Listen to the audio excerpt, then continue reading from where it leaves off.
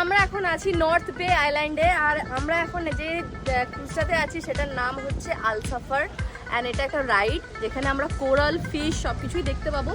আর আমি যেখানটায় এখন আছি সেটা হচ্ছে উপরের সেকশনটা, যেখানে ডিজে, নাচ গান, খাওয়া দাওয়া সব কিছুই হয়। তো খুবই সুন্দর একটা ভিউ এখান থেকে, মানে আপনারা দেখতে পারবেন। দেখুন খুব সুন্দর একটা ভিউ।